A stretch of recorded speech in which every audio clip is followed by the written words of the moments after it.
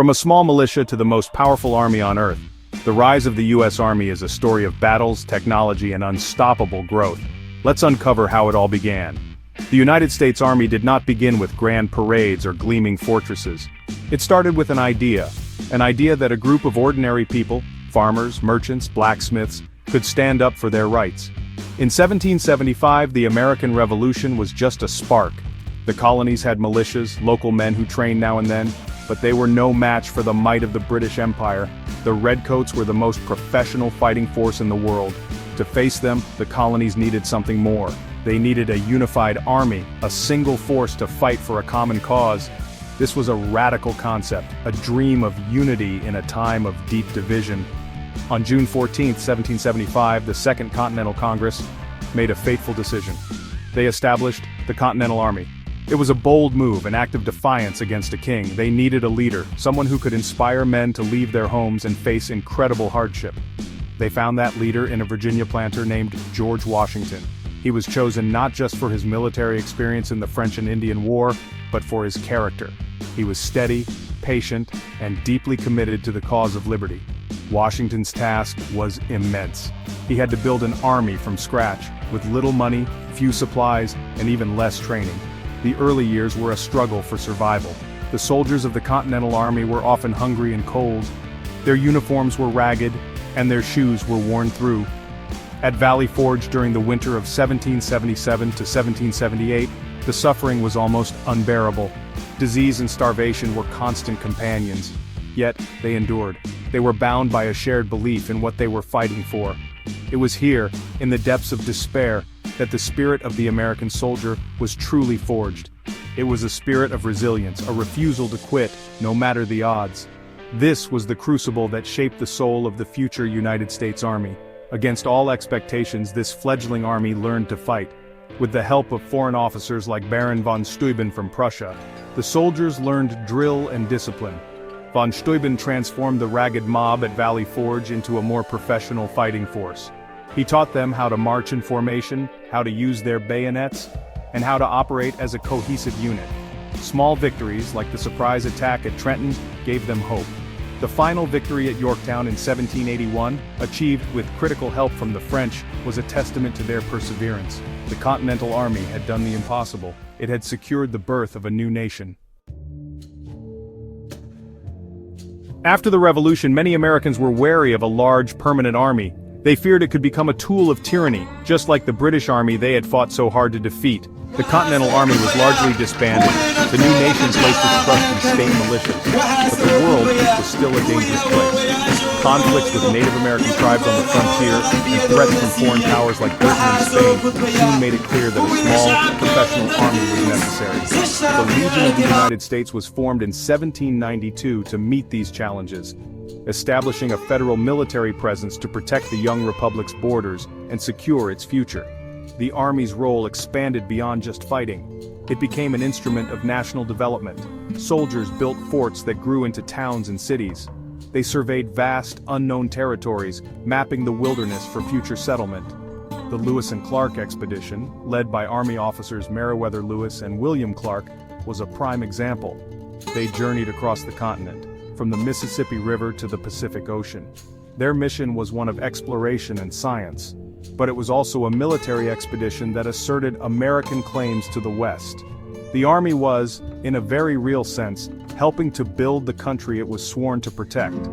The War of 1812 was a crucial test for the young United States Army. Once again, it faced the formidable British military. The war began with a series of embarrassing defeats for the Americans. The Army was small, poorly equipped, and led by aging, ineffective officers. Yet, the war also produced a new generation of leaders. Men like Andrew Jackson and Winfield Scott emerged as heroes. They brought a new energy and professionalism to the force. The Battle of New Orleans, though fought after the peace treaty was signed, became a powerful symbol of American resolve. It proved that the United States Army could stand its ground and defend the nation's honor. In the decades that followed, the Army continued its mission on the frontier. The Mexican-American War from 1846 to 1848 was another defining conflict. Though controversial, the war demonstrated the Army's growing capability. Officers like Robert E. Lee, Ulysses S. Grant, and Thomas Stonewall Jackson gained their first real combat experience in Mexico. They learned valuable lessons about logistics, strategy, and leadership. These experiences would prove tragically important just over a decade later. The war resulted in the United States acquiring vast new territories, including California and the Southwest, further shaping the continental nation we know today. The American Civil War was the nation's greatest trial. It tore the country apart, pitting brother against brother. It also forever transformed the United States Army. When the war began in 1861, the regular army was tiny, numbering only about 16,000 men.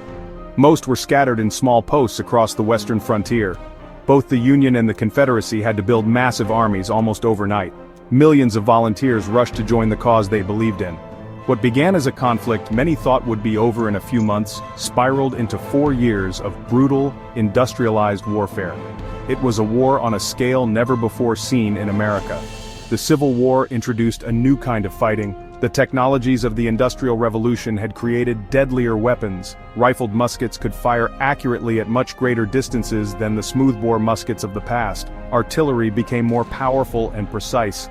Railroads allowed for the rapid movement of troops and supplies over vast distances. The telegraph enabled commanders to communicate almost instantly across hundreds of miles. Generals who had learned warfare in Mexico had to adapt to these new realities. Old tactics of massed infantry charges against fortified positions resulted in staggering casualties, forcing a grim evolution in military strategy. For the Union Army, the path to victory was long and bloody. It took time to find the right leadership. President Abraham Lincoln searched for a general who was willing to fight relentlessly and use the North's advantages in manpower and industry. He finally found that general in Ulysses S. Grant. Grant understood the nature of this new total war. He knew that winning required not just defeating the Confederate armies in the field, but also destroying their ability to wage war. His strategy was to apply constant, unrelenting pressure on all fronts, grinding down the Confederacy's resources and will to fight. By the time General Robert E. Lee surrendered to Grant at Appomattox Courthouse in 1865, the United States Army had become the largest, most powerful, and most modern military force on the planet. It had mobilized millions of men. It had developed sophisticated systems of logistics and supply. It had pioneered new tactics and embraced new technologies. The war had been a terrible furnace, but it had forged a new kind of army. An army that was no longer just a small frontier constabulary, but a national institution capable of conducting massive, complex campaigns. The lessons learned in the Civil War would shape the United States Army for generations to come. After the Civil War, the United States Army shrank back to its traditional role of policing the West. America turned inward, focused on industrial growth and westward expansion. The country was protected by 2 vast oceans and saw little need for a large standing army. The Spanish-American War in 1898 briefly thrust the army onto the world stage, but it was a short conflict. The real turning point came in 1917. For 3 years, the great powers of Europe had been locked in the brutal stalemate of World War I. The United States had remained neutral, but German aggression finally forced its hand. America was going to war, and it was woefully unprepared. When the United States declared war on Germany in April 1917, its army was smaller than that of Belgium. It had just over 130,000 active soldiers, with outdated equipment and little experience in modern warfare. The war in Europe was a new and terrifying thing. It was a war of trenches, machine guns, poison gas, and massive artillery bombardments. To make a difference, the United States needed to build a massive army and transport it across an ocean menaced by submarines. It was a monumental undertaking. The nation implemented its first major draft, and millions of young men, known as doughboys, were called to service from every corner of the country. The American Expeditionary Forces, under the command of General John J. Pershing, arrived in France as a symbol of hope for the exhausted Allies. Pershing was a tough, determined commander. He insisted that American soldiers fight together in American units under American command. He resisted pressure from the French and British to simply use his men as replacements in their depleted armies. He wanted the AEF to make a distinct and decisive contribution to the war. This meant rapidly training millions of raw recruits in the harsh realities of trench warfare, a task that required immense organization and effort both at home and abroad. In the final year of the war, the United States Army made its presence felt. American soldiers played a key role in halting the last major German offensive in the spring of 1918. They then went on the attack. In battles like Cantigny, Belleau Wood, and the massive Meuse-Argonne offensive, the doughboys proved their courage and fighting spirit. Their freshness and aggressive tactics helped to break the deadlock on the Western Front. The Meuse-Argonne offensive, involving over 1.2 million American soldiers, was the largest and deadliest battle in American history up to that point. The United States Army's contribution was vital to the Allied victory. It had arrived on the world stage, and its power could no longer be ignored. The years after World War I were a time of peace, but it was honestly a pretty fragile peace. Once again, the United States demobilized its large army and, well, turned away from the world's problems. The Great Depression devastated the country and isolationism became the dominant mood. But across the oceans, new threats were rising. In Europe, Nazi Germany was on the march. In Asia, Imperial Japan was expanding its empire. President Franklin D. Roosevelt saw the danger, but the American people were, reluctant to get involved in another foreign war. He knew that if war came, America had to be ready. The country began to slowly rearm, becoming the arsenal of democracy for the nations fighting against fascism. The surprise attack on Pearl Harbor on December 7, 1941, shattered America's isolationism. The nation was plunged into a global conflict far larger and more destructive than World War I. The U.S. Army had to mobilize on an unprecedented scale. Over the course of the war, more than 16 million Americans would serve in the armed forces, with the Army growing to over 8 million soldiers. This was total war. It required the mobilization of the entire nation. Factories were converted to produce tanks, planes, and ships. Scientists were enlisted to develop new weapons, including the atomic bomb. Everyone had a part to play in the fight for freedom. The U.S. Army fought a war on two fronts across the globe. In Europe, it faced the disciplined and battle-hardened German army. Led by brilliant commanders like Dwight D. Eisenhower, George S. Patton, and Omar Bradley, American soldiers landed in North Africa, fought their way up the Italian peninsula, and stormed the beaches of Normandy on D-Day, June 6, 1944.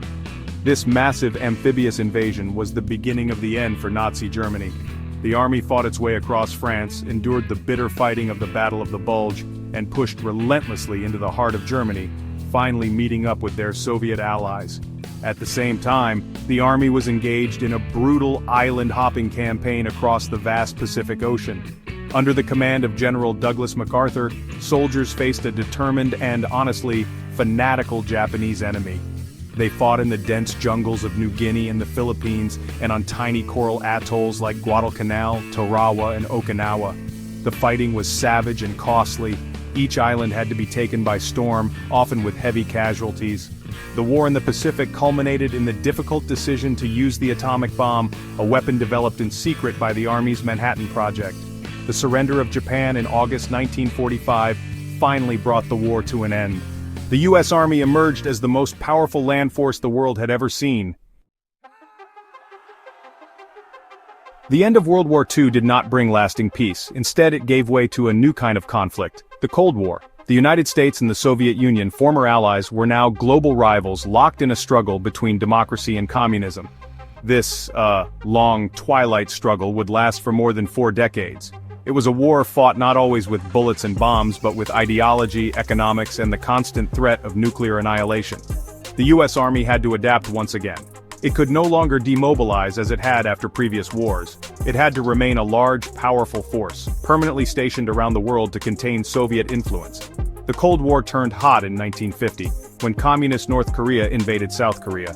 The U.S. Army was called upon to lead a United Nations coalition to defend the South. The early days of the Korean War were a desperate struggle. The army units rushed to the peninsula were under-equipped and ill-prepared for the fight. They were pushed back to a small perimeter around the port of Pusan, but they held on. General MacArthur's daring amphibious landing at Incheon turned the tide of the war. The conflict eventually settled into a brutal stalemate near the original border, a war of hills and trenches reminiscent of World War I. The Korean War proved that the army had to be ready to fight conventional wars, not just prepare for a nuclear one. The next major conflict was in Vietnam. This was a different kind of war. A counterinsurgency fought in the jungles and rice paddies of Southeast Asia.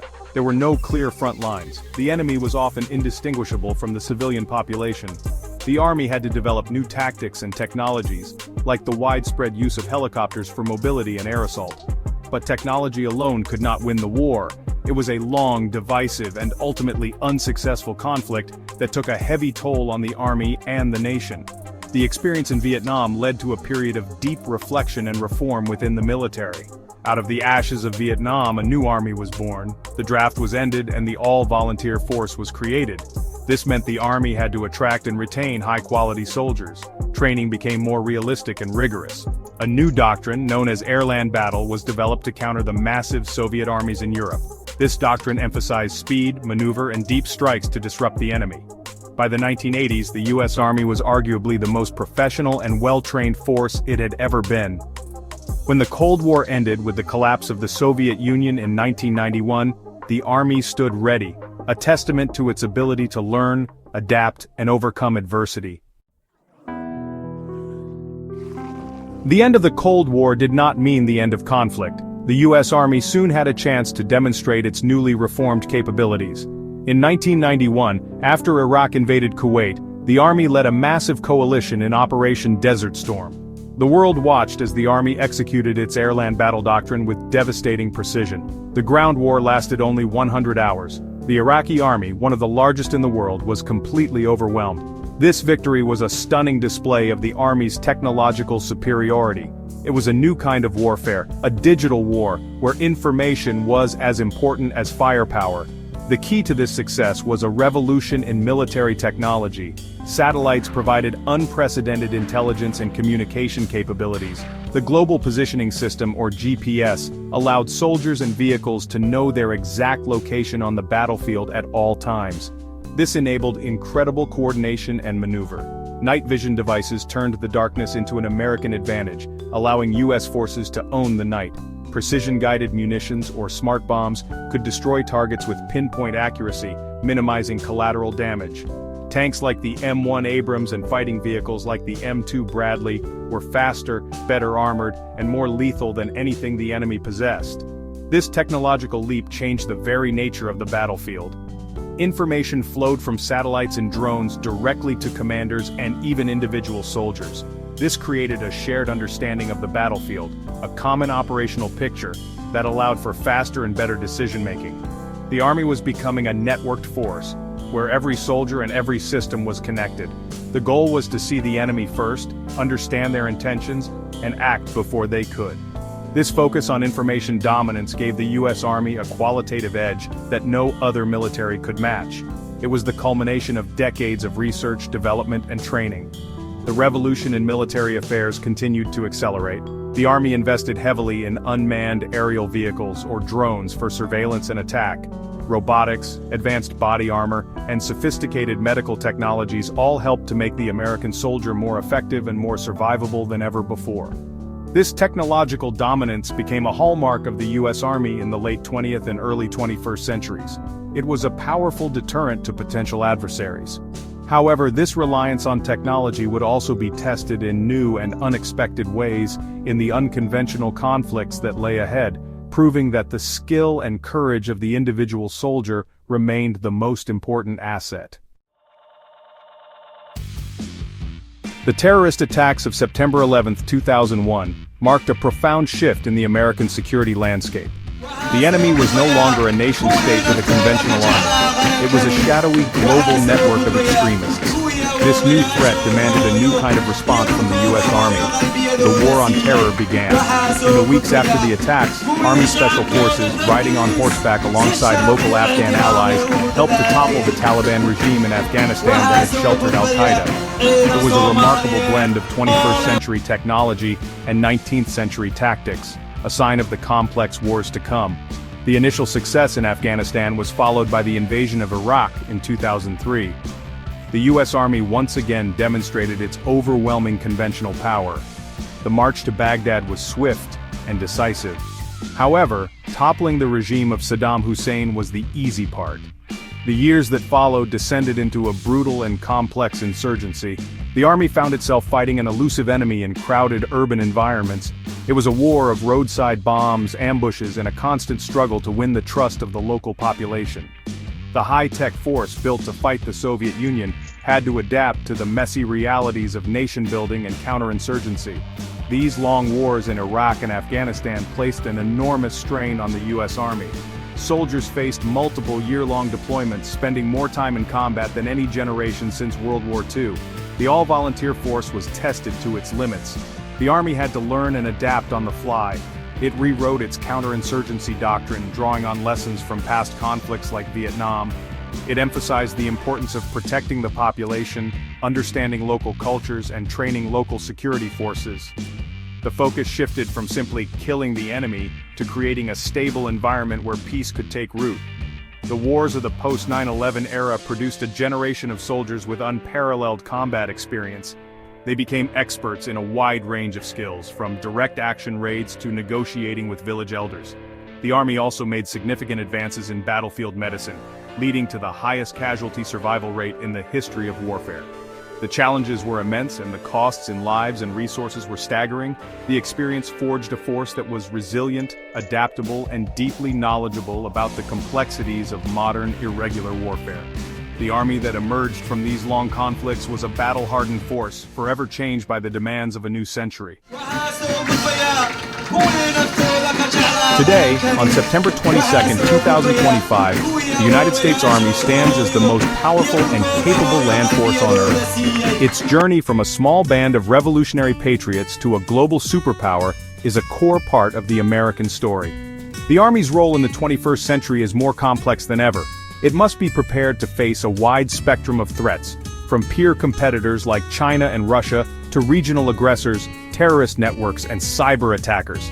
It is a force that must be ready for anything, from high-intensity combat on a conventional battlefield to humanitarian assistance and disaster relief missions around the globe. The modern soldier is the heart of this force. They are more than just warriors. They are diplomats, trainers, and engineers. They are highly trained, well-educated, and equipped with the most advanced technology in the world. But technology is only a tool. The strength of the Army still resides in the character of its people, their discipline, their ingenuity, and their commitment to the values of the nation they serve. The Army invests heavily in the leadership and professional development of its soldiers, from the newest private to the most senior general. This focus on human capital is what ensures the Army's enduring advantage. The U.S. Army's global presence is a key pillar of international security. Soldiers are stationed in Europe, Asia, and the Middle East, working alongside allies and partners to deter aggression and maintain stability. These partnerships are crucial. The Army regularly conducts joint training exercises with dozens of other nations, building trust and ensuring that different militaries can work together effectively in a crisis. This network of alliances is a unique American strength, amplifying the Army's power and extending its reach. When disaster strikes, whether it's an earthquake, a hurricane, or a pandemic, the Army's logistical expertise and manpower are often among the first to respond, providing life-saving aid. The story of the U.S. Army is a story of constant evolution. It has grown and changed with the nation it defends. From the snows of Valley Forge to the deserts of Iraq, it has faced every challenge and paid a heavy price for the nation's freedom and security. Its power is not just measured in tanks and helicopters, but in its legacy of service and sacrifice. As the world continues to change, the Army will continue to adapt, standing as an enduring sentinel. It remains ready to answer the nation's call, a symbol of American strength and resolve, and a guardian of peace in an uncertain world.